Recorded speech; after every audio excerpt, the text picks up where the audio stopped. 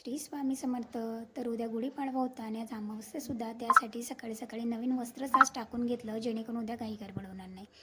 उद्याचं प्रिपरेशन म्हणून गुढीपाडवा असल्यामुळे छान अशी रांगोळीसुद्धा काढून घेतली, किचनची डीप क्लिनिंग केली, जेणेकरून उद्यापासून चैत्र महिना लागतो आहे म्हटल्यानंतर प्रत्येकाच्या घरामध्ये आई साहेबांची, आपल्या कुलदेवतेची छान अशी सेवा होईल. आणि कोणती सेवा करायची याचा फुल ब्लॉग आजच आपल्या यूट्यूब चॅनल अपलोड केलेला आहे. संध्याकाळी थोडासा वेळ काढला आणि थंड वातावरणामध्ये मार्केटला गेले, कारण मला पूजेसाठी काही फुलं वगैरे आणायची होती, गुढीसाठी हार, कंगन या थोड्या गोष्टीसुद्धा घ्यायच्या होत्या.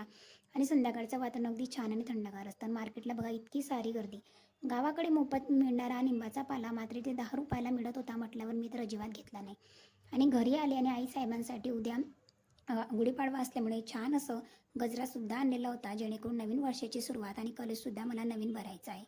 लगेचच संध्याकाळच्या आता उद्याच्या प्रिपरेशनसाठी ते पुरण बनवणं सुरू आहे.